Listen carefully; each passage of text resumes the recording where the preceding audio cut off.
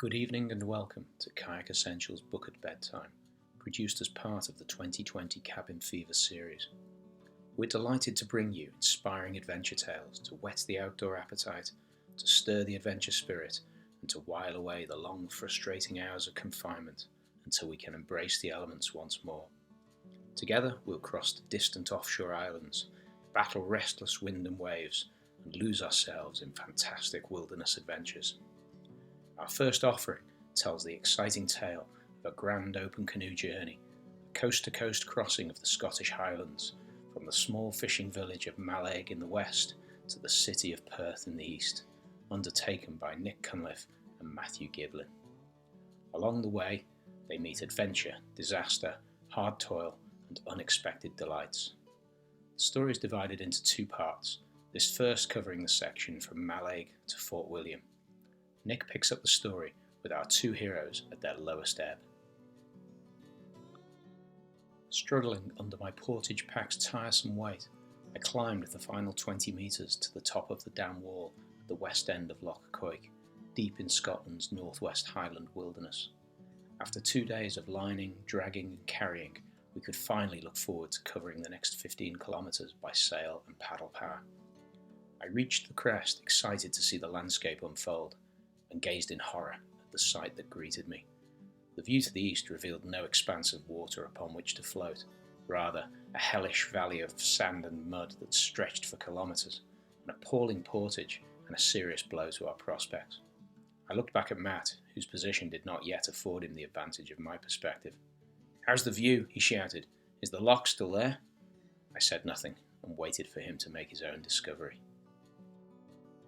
Several months earlier, from our homes in North Wales and Liverpool, we had planned an adventurous canoe journey together in Scotland. Our ideas grew and developed, finally settling on a grand traverse of the Scottish Highlands from Mallaig in the west to Perth in the east, via some of the wild north's most dramatic and remote landscapes. Our planned route covered 250 kilometres of sea inlets, freshwater lochs, river systems and portages. We took our inspiration from Andy Hall's and Ray Goodwin's 1991 crossing via this route, hoping to complete the distance in similar style. And so, on the 1st of July 2017, we paddled out of Mallaig Harbour at the end of the road to the Isles on Scotland's northwest coast. With Skye's dramatic mountain skyline behind us, we entered the huge expanse of Loch Nevis and paddled the flooding tide towards Camas Rory. To the north, the mountains of Knoydart were shrouded in mist, and as the west wind strengthened, a steady rain began to fall. It felt a suitably committing start to our adventure. We arrived at the head of Loch Nevis at local high water to maximise the paddleable distance up the River Carnac and to delay the moment when we would step from our canoe. From here, we would begin to transport ourselves and our equipment across the watershed into the River Garry system to the east. We knew this would involve a portage of 10 kilometres and a height gain of 250 metres. We were uncertain, however, of the demands that the terrain ahead would place upon us. We were soon to find out.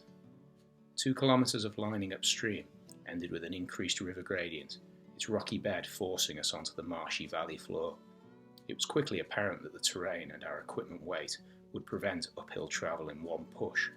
We were forced to carry portage packs to a suitable cache before retracing our steps to rejoin the canoe and reunite it with our equipment.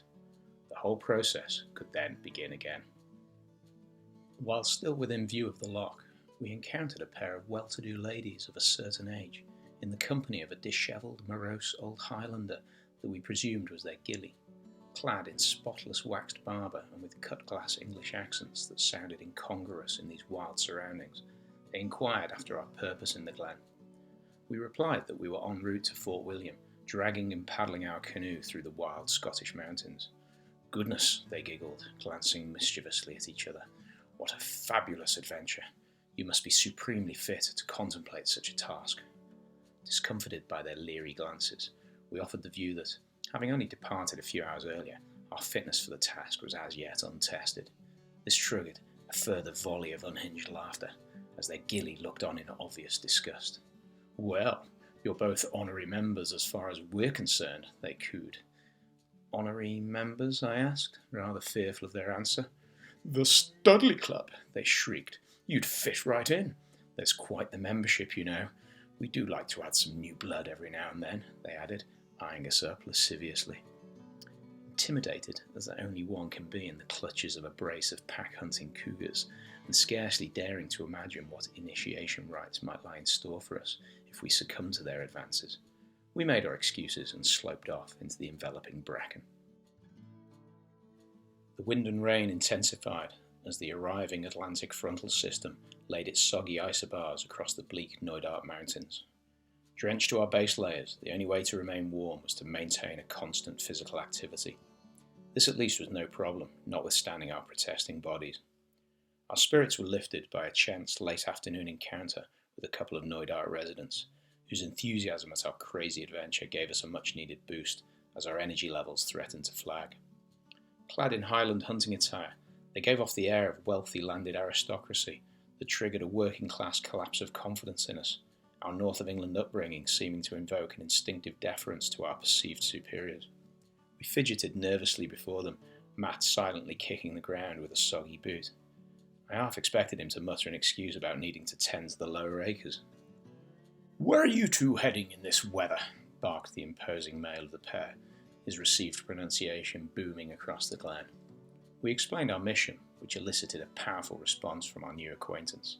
"That's simply wonderful. You say you're outdoor instructors, yes?" We nodded dumbly. "Well, there you go. Some teach, some do, and you both teach and do. What an inspiration," beamed our monarch of the glen. He then glanced keenly at us as his tone abruptly changed. "You're not going to leave that canoe behind, are you?" Puzzled, we replied that no, we had no plans to abandon our craft. "The thing is," he said, "another couple of adventurers came through here a few years ago, and I'm sure that they equally had no plans to leave their canoe here in Knoydart. But that they did. We had to drag the bloody thing all the way back to Mallaig." I was confident that our lord of the manor had ordered his men to retrieve the offending boat, but I kept my counsel. Mollified by our assurances, his warmth returned. "Would you like some local knowledge?" he offered. Of course we would, and we were promptly regaled with details of the finest bivvy site in the glen, another mile ahead. Thanking him, we pressed on into the gathering gloom. By early evening, we arrived at a distinct bend in the river Kayak and stopped next to the swollen stream beneath a towering rocky crag. As the wind whipped through the narrow valley, we hustled to prepare food and set up camp, racing the onset of hypothermia. Right now, we needed sleep. Shivering in my bag after 9 hours of constant effort, and horrified by the disastrous failure of my aging tent's fly sheet, I rolled myself up in my tarp, a nylon burrito that would hopefully keep me alive until morning. I prayed for better progress the next day. We woke to an improvement in conditions. The rain had eased, leaving low-grey clouds clinging to the streaming hillsides. Squelching up the faint track above our campsite, we soon reached a boggy plateau enclosed by surrounding mountains. Ditching our packs at the next sharp bend in the river, we returned for the canoe, buoyed by the prospect of a new day ahead and the excitement of moving through unfamiliar terrain. Since leaving Loch Nevis, we had encountered few walkers, the remoteness of our situation more evident as we climbed towards the watershed. The route became more challenging as we climbed towards the tiny Loch Quoich, hidden beneath Sgurr na Keish's towering northern flanks. Lining the canoe was more difficult as the steepening stream bed became choked with boulders. The portage trail, slick with mud and running water, hid treacherous holes beneath its long grass.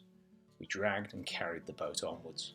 Finally, we crested the high point of our crossing and began the descent to Loch Quoich, still hidden behind its final grassy barrier. As the sun made a brief appearance, we ate a much-needed lunch and felt our spirits rise as we contemplated an evening arrival in the River Garry system. Only one more hour and we could look forward to paddling and sailing in relatively effortless comfort. And so, as Matt arrived at the viewpoint and gazed across the waterless desert where Loch Quoich had once existed, a horrified silence descended on us. Absorbing our new reality, we dejectedly deployed the canoe trolley and trundled slowly along the rough track that parallels the loch on its north side. After a couple of kilometres of painfully slow progress, a ribbon of water appeared to offer escape onto the main loch. We lowered the boat down a steep grassy slope to within 10 metres of the water's edge. At last, we could continue our journey in less grim circumstances. Our flagging spirits rose once more. Scouting the put-in, I stepped closer to the water's edge, leaving the shingle shoreline and walking out onto a sandbank. After 3 steps, I plunged through the thin surface layer and found myself thigh-deep in oozing, clinging mud. "Oh shit, Matt!" I yelped. "I'm sinking!" This seemed an appallingly incongruous way to go, submerged in Scottish mud, the worst type of mud. Matt raced across and dragged me free as Loch Quoich threatened to claim my wellies. Attempts to skim the canoe across the treacherous surface failed. Only 20 feet from the water, we were entirely unable to transport ourselves over this final hurdle. A sense of despondency now gripped us. The prospect of hauling our kit up and out of this mess was too appalling to consider. We scouted further along the shoreline and found a potential put-in where the steeper rocks permitted a more secure launch. A new concern, however, now raised its head. We were uncertain that there was sufficient water in this connecting channel to allow an escape from the trap. Envisioning benighment on an ocean of mud, and after yet another hour of exhaustive portaging, we anxiously launched and finally dragged, shoved and waded our way into open water. Feeling like Arctic explorers finally escaping the grip of enveloping sea ice, we at last felt deep water under the hull. We set sail and paddled the remaining 15 kilometres to the end of the loch. Camped against the dam wall 2 hours later, we celebrated our escape from Loch Quoich. Day 3, in comparison, was a breeze, despite the headwinds that kept us honest all the way to the Great Glen.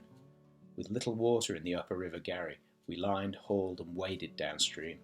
Progress with our loaded canoe was quicker than overland portages, and we appreciated the absorbing tasks of choosing lines, leapfrogging and rope management. Nevertheless, the shallow rapids began to test our patience as our craft frustratingly pinned on countless rocks. I watched in sympathy as Matt, struggling to free the hung-up canoe, slipped waist-deep in water as the boat sprang free. He scrambled furiously ashore, barking his shin painfully on a riverbank rock. I gave him a wide berth for a while as he muttered and cursed his way downstream.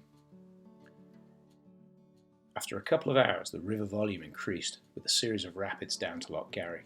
Some we ran, a couple we lined, and one, despite my confidence, we should have walked. Swamped and sinking, drifting downstream as our trolley wheels threatened to float free from the boat. "Matt," I yelped, chest deep in the bow of our stricken canoe. Despite my kayaking experience, I was momentarily at a loss for a solution in this less familiar boat. "Keep paddling," yelled Matt as we wallowed through the wave train towards an inviting eddy. Emptying out the canoe and our salopettes, we continued on our way, revelling in the river's speed as we finally enjoyed a free ride downstream. An upwind paddle the length of Loch Garry preceded a trolley portage down to the Great Glen, where the inviting sight of the Invergarry Hotel proved irresistible. I strolled confidently into the plush surroundings and requested 2 menus from the surly barman, who frostily poured our ordered drinks and stared fiercely after me as I exited the bar. "So much for the welcome," I muttered to Matt as we quaffed our beers. Matt looked me over and nodded. "Have you seen yourself?" he grinned. "Well, no, Matt, I haven't seen myself lately," I snapped. "Oh wait, that's right, I brought a full-length mirror in my portage bag, along with a dinner jacket. Why?" Matt gently pointed out that the previous 3 days had wrought havoc on my thermal layers, and that I now appeared to be sporting a pair of laddered Nora Batty tights, coupled with a ripped Freddie Mercury wife-beater. I studiously avoided eye contact when the waiter brought the food. A couple of pints and a gourmet burger later, we wobbled down to the Loch Quoich shoreline, from where we sailed the northeast breeze down to Lagan Locks at the entrance to Loch Lochy. This campsite on the banks of the Caledonian Canal felt a far cry from the wild grandeur of Knoydart. But with the Fort William finish line now in our sights, we enjoyed the relaxed surroundings, confident that success was now in our grasp.